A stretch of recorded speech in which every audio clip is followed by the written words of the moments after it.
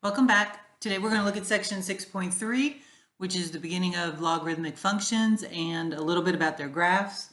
This is to get us ready to start solving some log equations. So the first thing that we're going to look at is exactly what is a log. So remember that a logarithm is an operator in math, okay? It's an operator that's asking you to find an exponent. So just like when you see a square root symbol, you know what to do. When you see the word log, you need to know what to do. So again, the log is not a word, it is an operator. So for some of you, that's hard to understand because, usually you're used to symbols. So just remember that this word log means find the exponent. Okay, so what are you finding the exponent of? So when you see this, you read it, log base 2 of 16. What it's asking you is 2 to what power is 16? Okay, so it's asking you for the exponent that goes with the little base in order to get this as your answer. Okay, so this is the base and this is the answer. Your job is to find the exponent. So that's what a logarithm means. So this is 3 to what power would be 27, 9 to what power is 81. So some of these you can do in your head and others you'll need your calculator for. Okay, so the first thing we're going to talk about is going from one form to the other. So you can write an expression in either logarithmic form or exponential form. So, think about writing 1/2 as 0.5 or as 50%, right? There's lots of ways to write the same number. So this is exactly kind of that, is that there's two ways to write an exponential problem. So most of us are fine writing an exponent in exponential form, but today we're going to talk about going from one form to the other, okay? So your book uses different letters for this part, but I like to use the B and the A and the P because they kind of make sense of where they go. So if I start with exponential form, because this makes sense for most of you, this is the base, so I call that B. So the base of an exponent is the base of a log right here. So those numbers match up. This is the power, okay? What you're raising the base to, this power. And for a logarithm, remember, you're looking for the power. So the power is always the number by itself, okay? And then this is A for the answer. So you take a base to a power, you get an answer. Well, in logarithmic form, you're finding the exponent for the base to get the answer here. So that's kind of where the numbers go for both forms, okay? So we're just going to practice writing these bottom three in each of the opposite forms. So I gave you the first one. So if you have 5 squared equals 25, that's the same thing as log base 5 of 25. Because remember, this is asking you 5 to what power is 25, and your answer would be 2. That's the exponent, right? The power over here. All right, so if I look at this logarithm, here would be the base, and I want to know 6 to what power would give me 1 over 36. Well, I know that 6 squared is 36, so if I raise it to a negative 2 power, then that would give me the fraction. So this says 6 to the negative 2, there's the base, there's the exponent, has to equal 1 over 36. That is true. All right, 3 to the negative 2 is 1/9. So we would do the log of the base is 3, of the answer, and that has to equal the exponent. Okay, so you have to get pretty good at going from one form to the other to be successful with this chapter. All right, so the last one, 7 to what power is 343? That would be 7 cubed. So we would write this as 7 cubed equals 343. Okay? So that's just kind of the basic setup for logs and exponents, how you write them, what they mean. All right, so the next chart up here just gives you some information about logs. Okay? So this is the way most books do it. So again, I use, the base, the power, and the answer instead of the x's and the y because it makes more sense to me and it makes more sense when I teach it. So, however you want to do it, but you can use any letters, obviously. You just need to know where they go. So I like to kind of look at it as the base, the power, and the answer, okay? All right, so when you're doing the domain for logarithms, the basic log function, so the parent function, has a domain of 0 to infinity. For you to find the domain, you would set whatever you're taking the log of greater than 0. So this is going to change depending on what your log is. This is just, again, for the parent function. All right, we've already talked about the base Okay, x is called the input or argument, so that's what I call the answer, but same thing, however you want to think about it. All right, so the equations, logarithm form and exponential forms, remember, have the same relationship. It's just a different way to write it. And then there's two important logarithms that you have in real life that we use most of the time in, all kinds of application, and those are common logs and those are natural logs. So a common log is base 10 and a natural log is base e. Okay, remember, e is the number 2.718 approximately. We use that a lot with banking and with money problems, so that's also a very common problem. You have those two buttons on your calculator, okay? So if you'll look down the left on your calculator, you'll see an LOG and a natural log button. Those are for these common and natural logs. If you're trying to find the log with a different base, you can't use those buttons, okay? All right, so one more time. Exponential form, if I was writing this, would be 3 to the 4th equals 81. And if I was writing log form, log base 3 of 81 would equal the exponent of 4. Okay. All right, so rewrite each log expression in exponential form. So same thing, so this would be 2 to the 4th equals 16. All right, base, exponent, answer. All right, now when you have a common log, it's understood that there is a base of 10. Every log you do has a base, okay, every log.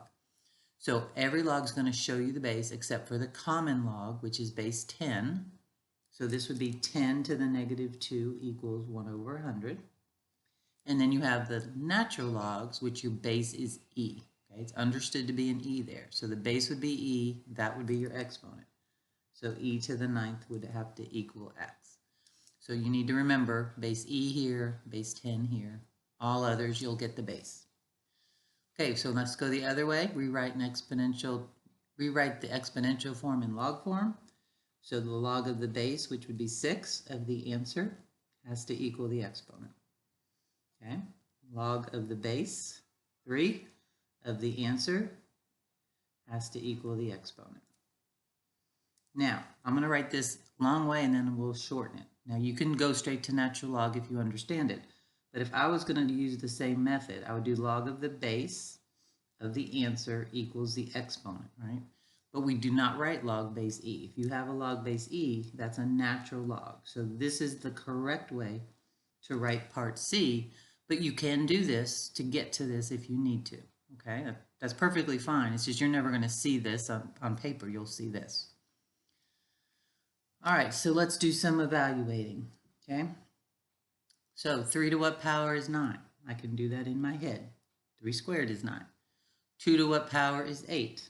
That would be 3. 2 to the 3rd power is 8. 2 to what power is 1/8? Remember, when you have a fraction, that's just going to give you a negative exponent. Same thing here was 3, so this would be negative 3. 5 to what power is 1? Well, any number to the 0 power is 1. So 5 to the 0 power is 1. Remember, the base is e, so e to what power is e? Well, e to the 1st power would give you e, right? Okay, 10 to what power is 1/10? Again, that's a fraction, so my exponent would have to be negative. 1/2 to what power is 1 over 64? All right, so these bottom three are a little bit harder to figure out, right? So what you're going to do with this, if you can't figure it out in your head, now you could put those in your calculator, and we'll talk about those in just a minute. But if I was going to solve this, I would put an x here because I don't really know it if I didn't know it in my head. And I would say 1/2 to the x power equals 1 over 64. I would write it as an exponent. Then I would try to get the same base. Okay, I have to get the same base. So 1/2 would be 2 to the negative 1. And there's that x there. And then 1 over 64 is 2 to the negative 6 power, right? 2 to the negative 6. And once you have the same base, then you can set your exponents equal. So negative 1x has to equal negative 6. So x has to equal positive 6. Okay? So this answer would be 6. We'll talk more about these as we go through, but this is the way you would solve a problem you didn't know. All right, now this one's kind of weird, so let's look at what 81, the 6th root of 81. That is actually 81 to the 1/6 power, right? So 81 to the 1/6 power, does that have a value? So we could do that in our calculator, 81, raise it to the 1/6 power, just to see if it comes out to be a whole number, which it does not, okay? So then I would put an x here, and I would rewrite this. 3 to the x equals 81 to the 1/6. And then I would try to get the same base. Well, I know that 81 is 3 to the 4th, okay? So then I could multiply my exponents, that's the rule. So this would give me 4/6, which is 2/3. So again, once you have the same base, the exponents have to be the same. So x has to equal 2/3. Okay. All right, again, this one would be the natural log of e to the 3/5 power. That's what that root is. I don't know what that is. So I would make my equation, set it equal to x. Remember the base is e, so e to the x has to equal e to the 3/5. Now you already have the same base, so x has to be 3/5. Okay, so that one, just had to write it out. So if you don't know it in your head, you can always solve it writing it as an exponent. All right. Now we're going to solve, so again, same thing. So you have to kind of know your bases and how to write it. So the base is 10, and this is your exponent. So if I wrote this in exponential form, 10 to the 3rd would have to equal x. Well, 10 to the 3rd is 1,000, so there's my answer. Okay? Write this in exponential form. The base is e, that's your exponent. So e to the y has to equal e to the 4th. Again, if you have the same base, your exponents have to be the same. Okay, b to the 2nd has to equal 49. So b has to equal plus or minus 7, but remember with logs, your base has to be a positive number, so it would only be 7. Your base must be positive with logarithms, okay? All right, so now you have a bunch of properties over here. So we're going to go through example 7 and look at these properties. So we've already done a couple of these with those quick ones on the other page. So b to the 0 power is 1. So any number to the 0 power is 1. B to log base b of b is 1 because b to the 1st power is b. So again, any number raised to the 1st power gives you b. And then you have these two. I always just tell you guys to look for the common base. So log base b of x would just be x. So these kind of cancel each other out. And the same thing here. Okay, b log base b of x, so you notice they have the same base. So let's look at these examples to kind of go through. So here's one with the same base of 3 and 3. So 3 to what power would give you 3 to the 4th? So you kind of know that that's going to give you that exponent. All right. This is asking you 12 to what power is 12? So that would be 1. So that's that second, number 2. Here you have the same base again. So 7 raised to the log base 7 of 13. That has to give you 13 because, again, those bases are the same. And then D is number 1. 8 to what power is 1? Any number to the 0 power is 1. Okay, so those are just those properties. So they're pretty straightforward. Okay. All right.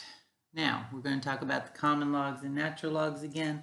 So remember, your common log is base 10, so you would not see this in your book or on a problem. You would see this, but they are the same. Okay. Log base 10 of 28, you would write it log 28. And then log base e, you would not write it that way. You would write it ln. So these are just, again, some examples of how you would see it. So now you can use your calculator for those two. So again, on your calculator, okay, you have a log button, that's your common log, base 10, and you have the natural log button, which is a log base e. You can only use those for those specific things. Okay? All right, so we're going to round to 3 decimal places. So for the first one, we're going to do the log of 58. Okay? And you don't have to put that last parentheses. I usually do, just in case there's something that goes after it. So this is 1.763. We're going to do the log of 1,000. That one you could probably do in your head. 10 to what power is 1,000? That would be 3. But if not, you could do it. Okay. All right, let's look at the natural log of 90. So ln of 90. So remember, that's e to what power is 90? So 4.999, but we got to round it, so we're actually going to get 4.500. Natural log of 1, you can do that in your head or in your calculator. E to what power is 1? Remember, anything to the 0 power is 1. You can do e in your head, or you can use your calculator. E to what power is e? That would be 1. Okay. All right.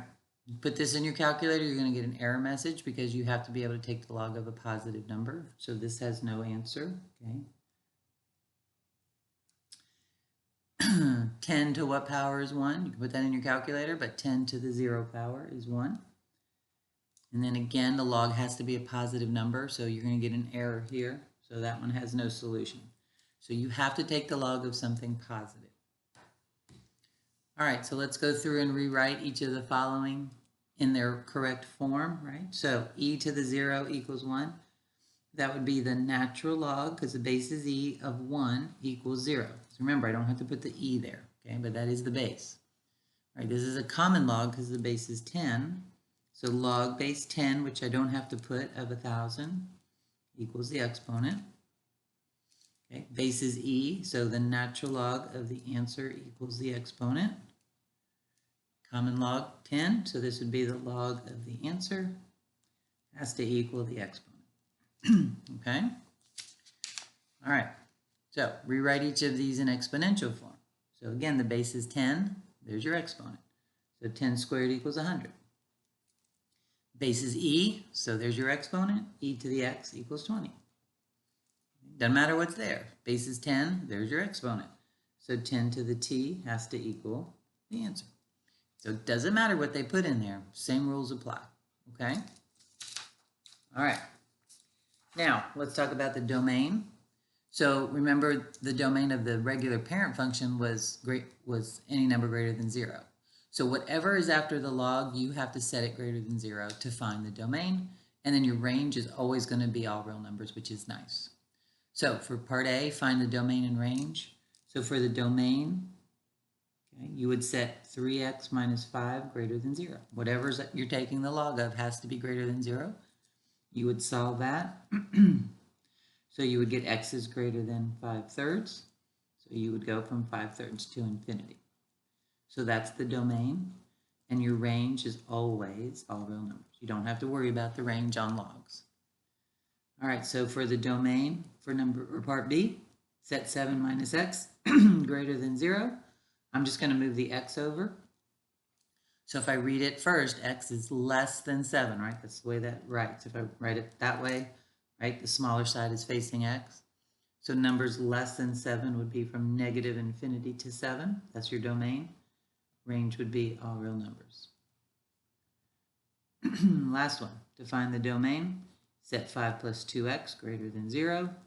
Solve that, so 2x is greater than negative 5.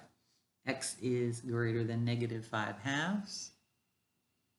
Okay, so our domain would go from negative 5/2 to infinity. And the range would be all real numbers. Okay? All right. Now we're going to just talk about the graphs. Now you guys have calculators. You'll be able to do this graphing, but just kind of to go over the key points and what a logarithmic function looks like. So when you have a basic logarithmic function, I don't care what the base is, okay? Can't be 1, but 2, 3, 4, whatever. All of them go through the point 1, 0, and they all take on this kind of basic shape right here, okay? So the 0 is the point 1, 0. There is no y-intercept, okay? Because if you let x be 0, you can't do the log of 0, so that's why there is no y-intercept. Key points would be down here. We'll talk about those in a minute. The asymptote is wherever your domain starts. So the domain of this is x is greater than 0. So that means your asymptote has to be 0, okay? And it's a vertical asymptote. Vertical, okay, for all logs. The range we already talked about is always all real numbers. All right, so on a logarithmic function, these key points are important, but only if you have the basic parent function. Once you start moving things left and right, up and down, these no longer exist, but you can use them to help you find points. Okay, so B1, whatever your base is, let's say the base was 2, then I know that this point, 2, 1, would be on the graph. Okay, so whatever your base is, that's going to go here and here and here. So this would be 1/2 -1 if the base was 2, or 1/3 -1 if the base was 3. Again, only for the parent function. Okay, so if we look at this next one, the natural log of e, then your base is e, right? So remember those key points. So if I were to graph this, natural log of e is going to look just like the natural log of, or the log base b of x. The only difference is my key points would be, e is a number, so we could do 1 over e -1. That would be this point right here. We could do 1, 0, that's always on there. And then the next point would be e1. So if I go over to e, which is 2.718, this would be at 1. Okay? So your 0 is still 1, 0. Okay, your y-intercept, you still don't have one. Still has the same vertical asymptote of 0. The domain, set what you're taking the log of greater than 0. And the range is always that. Okay? All right. So if we start moving, then that's not going to be true. So what I'm going to do is just graph the log base 2 of x. Remember what we did on the front page. So this is not my graph. This is the parent function. Okay? So remember, on the parent function, we had the point 1, 0, and then we also have the point 2, 1. Now that's on the parent function log base 2 of x. So the base now is 2, because that's what it is in my problem. So remember your transformations. We're going to go right 1, down 3. So I can take these points and shift them right 1, down 3. So the point 1, 0, if I go right 1, down 3, would put me at would put me at 2, -3. And if I took this graph, this point, and went right 1, down 3, 1, 2, 3, that would put me at 3, -2. So there's some points, other points on my graph. Okay, 2, -3. And there would be my new graph. So I shifted it. I shifted it right 1, down 3, right? That's always true for transformations. So we still aren't crossing the y-axis. The 0, okay? I don't have a 0 in this problem. Okay? It's not crossing the x-axis. Asymptote. All right, so remember the asymptote comes with a domain. So now your domain has to be x minus 1 greater than 0. So x has to be greater than 1. So now your asymptote is over at 1. Okay, so we shifted everything. So now your graph won't cross past 1. And always the range. Okay. All right. So graphing, I don't spend a lot of time on because number one, you can put these in your calculator and we'll show you how to do that. And then, you can get your ordered pairs from the table and so forth. So, all these points you can find on your calculator if you need to. We don't do a whole lot with graphing logs, especially on the final. So I don't spend too much time. More importantly, you need to know how to solve. All right, so the last page is just solving some basic logarithmic functions. So we're going to solve harder ones. These are just basic ones. So we're going to write, again, typically if you can't solve a log, which most of us cannot do that, you're going to write it in exponential form. Okay? So if I look at part A, 4 squared has to equal 7x. I can solve that now because 4 squared is 16. And then I would divide both sides by 7. So I would get x equals 16 over 7. Okay? Base is e. Here's your exponent. So e to the 10.2 has to equal e to the x. Remember what I said earlier? If the bases are the same, you can set your exponents equal. So 10.2 has to equal x. Okay, part C. Base is 2, exponent is 7. So 2 to the 7 has to equal 8 to the 2x. Well, I don't have the same base yet, but I can get 8 to have a base of 2. So I'm going to leave the left side 2 to the 7th. I'm going to write 8 as 2 to the third so that I can see that I have the same base. And remember, you multiply when you raise a power to a power. So 2 to the 7th has to equal 2 to the 6x. So now that you have the same base, you can set the exponents equal. So 7 has to equal 6x, so x has to equal 7 over 6. Okay? All right, part D, base is 4, exponent is 2, so 4 squared has to equal 9x plus 2. That one I can just solve. 4 squared is 16. I'm going to add 2 over to the other side to give me 18. Divide both sides by 9, so x is 2. Okay? All right, base is e. There's your exponent. So e squared has to equal 7x plus 13. E squared you can do in your calculator, but I'm going to hang on to that for a minute. I'm just going to keep solving. So I'm going to subtract 13 from e squared. So that equals 7x. And then I'm going to divide both sides by 7. So e squared minus 13 divided by 7 equals x. I like to write it that way because a lot of times on your final exam, they won't give you the decimal answer. They're going to leave it like this. Okay, so just so you know, that's a perfectly legitimate answer right there. If you wanted to get the decimal, then you would do e, which remember is second ln. That gives you the exponent. So I'm going to hit second ln squared minus 13. Yeah, nope. Minus 13. I'm going to hit enter because I like to do the numerator first, and then I'm going to hit divided by 7. All right, so my answer is negative 0.8016, we'll call it. Okay. Pay attention to hawks on how you want to round. Okay. All right, the last one. Okay, now this is an exponential form. Okay, exponential form. But remember, I can get the same base. So 5 log base 2 of x equals 5 cubed, right? 125 is 5 cubed. So now I have the same base. So now I can set the exponents equal. So log base 2 of x has to equal 3. Now I can write this in exponential form. So 2 to the third power has to equal x. So x has to be 8. Okay? So this is just, again, starting. So it's real important that you can go from one form to the other, because one form or the other is the way that you're going to be able to solve these things. Okay, so keep working on that. Work on your homework. Let me know if you have any questions.